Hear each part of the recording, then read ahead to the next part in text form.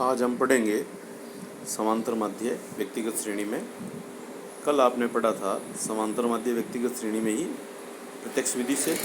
आज हम इसके लिए दूसरी विधि काम में ले रहे हैं जिसका नाम है अप्रत्यक्ष विधि या लघु विधि, शॉर्टकट मेथड।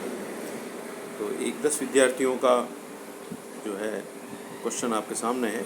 10 विद्यार्थियों के वजन दे रखे हैं। पहले विद्यार्थी का 42 है, दूसरे का 40 है, इस प्रकार दिया हुआ है। अब आपको इसमें लघु विधि द्वारा समांतर माध्य ज्ञात करना है। तो सबसे पहले हम इसमें कल्पित माध्य का चयन करते हैं। कल्पित माध्य का चयन, जो आंकड़े दिए हुए हैं उनके बीच में से ही कोई चर राशि होती है। जैसे इसमें मिनिमम 42 है, मैक्सिमम जो है 66 कीजिए, उसके बीच में से अपन ने 50 किलो जो है वो कल्पित माध्य लिया है। कल्पित माध्य 50 के अलावा भी कोई हो सकता है, इससे रिजल्ट प्रभावित नहीं होगा। 52 ले सकते हैं, 53 ले सकते हैं, 57 ले सकते हैं। तो अब इसमें गणना करते हैं हम। एक ही कॉलम बनता है इसमें। विचलन dx बराबर x माइनस a। सब में से 50-50 घटाएंगे। 42 माइनस 50 माइनस 8, 40 माइनस 50 माइनस 10, इस प्रकार जो है लास्ट में 48 माइनस 50 बराबर -2 होगा। सिग्मा dx का मतलब है बीजगणितीय योग किया जाता है।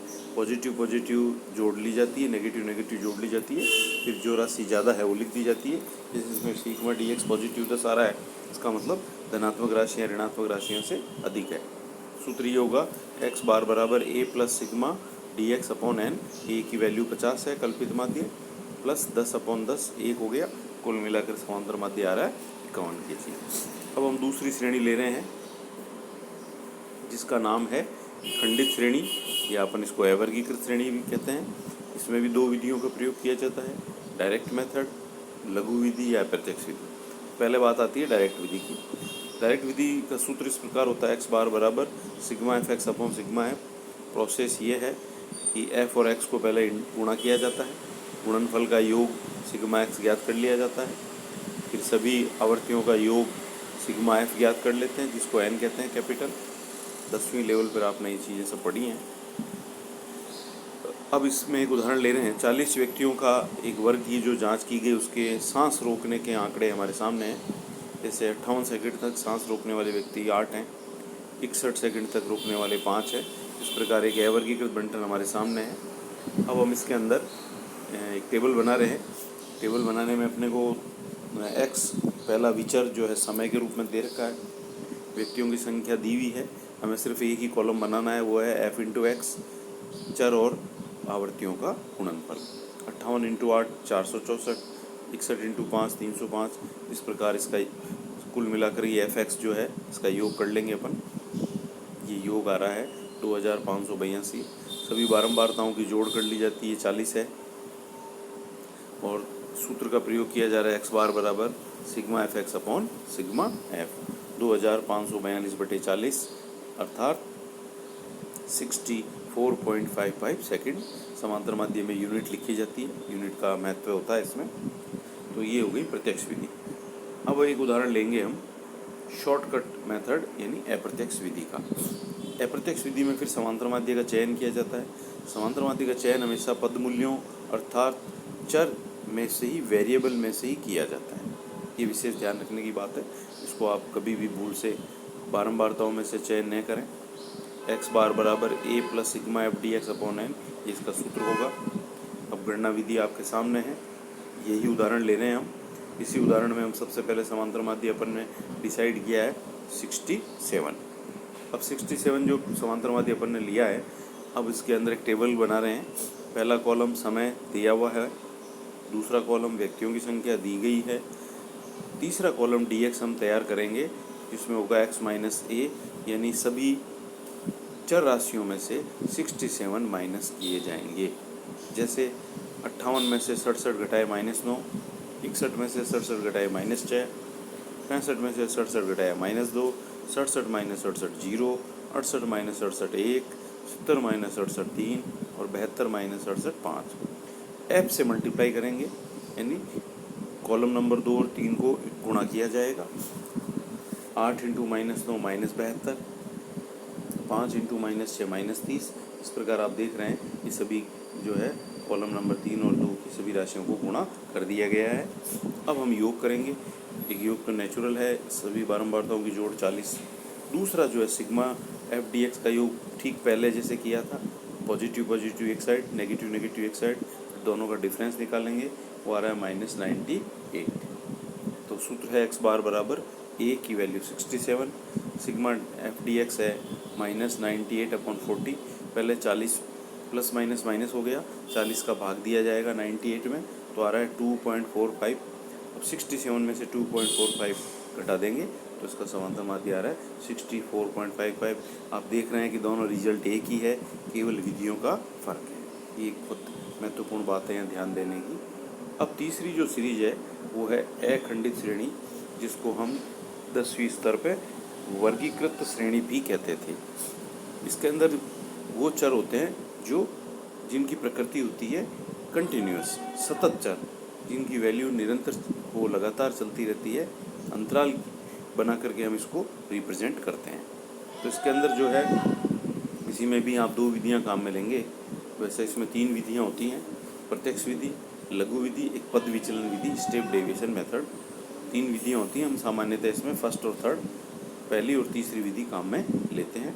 प्रत्यक्ष विधि का सूत्र बिल्कुल वही है जो कि अवर्गीकृत बंटन में काम आया था, एक्स बार बराबर sigma F x upon sigma F. लघु विधि में केवल कल्पित माध्य का उपयोग किया जाता है, पद विचलन नहीं निकाला जाता, केवल विचलन निकाला जाता है। और ये सूत्र एक्स बार बराबर A plus sigma F x upon sigma F. तीसरी जो विधि है वो है पद विचलन विधि। तो हम एक उदाहरण ले रहे हैं जिसमें पहले प्रत्यक्ष विधि और लघु विधि का प्रयोग करेंगे। इसमें जो श्रेणी दी है वो वर्गीकृत है, लेकिन इन्होंने डायरेक्ट नहीं दे करके below 10 marks, below 20, below 30, below 40 इस तरह से दिया है। तो हमें जैसा कि स्पष्ट दिखाई दे रहा है, इसमें वर्ग अंतराल यानी जो क्लास इंटरवल है वो 10-10 है। तो 10 से कम यानी नंबर 0 तक माने जा सकते हैं। 0 से 10, 10 से 20, 20 से 30, लास्ट है बिलो 80, यानी हम अंतिम वर्ग बनाएंगे 70 से 80। 80 से ऊपर वाले विद्यार्थी इसमें नहीं है।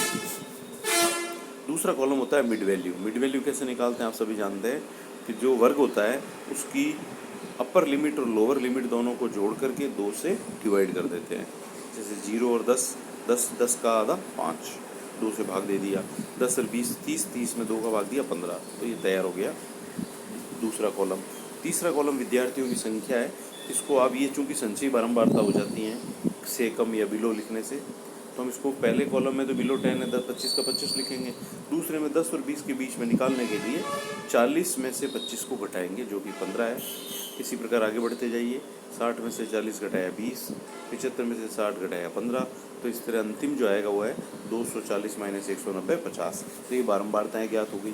कभी कभी बारंबारताएँ डायरेक्ट दे दी जाती हैं। अब एफ और एक्स सिंपल एकदम, दोनों का इंटू किया, दोनों को गुणा करके जोड़ कर ली जाती है। सभी बारंबारताओं की जोड़ 240 है और एकदम सिंपल सूत्र है। फॉर्मूला इसका एक्स बार बराबर sigma F x upon M.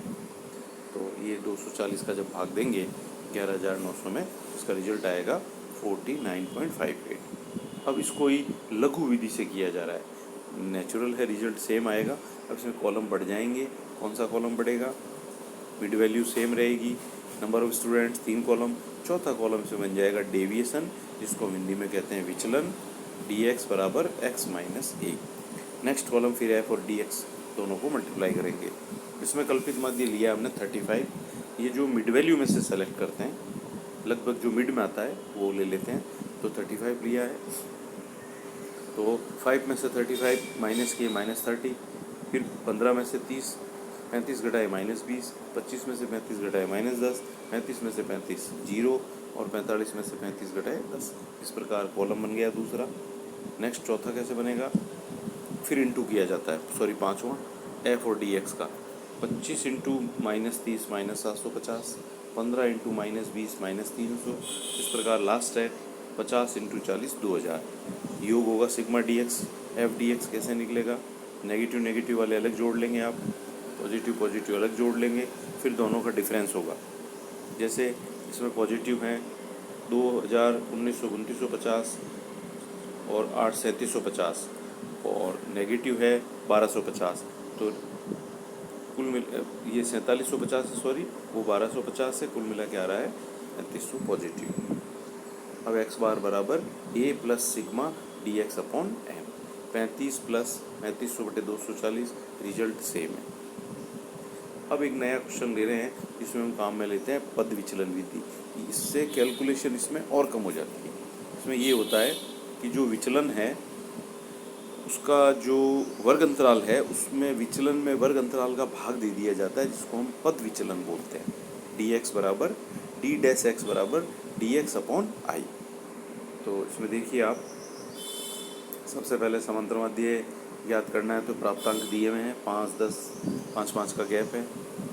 f बारंबारताएं दी हुई है। सबसे पहले हमने 20 में अंदर चयन किया है कल्पित माध्य का, वो है 20 सब में से घटा दिए। अब चूंकि इनका जो कॉमन डिफरेंस है वो 5 है, तो इसका वर्ग अंतराल 5 हो गया। सब में 5, 5 का भाग दे दिया है।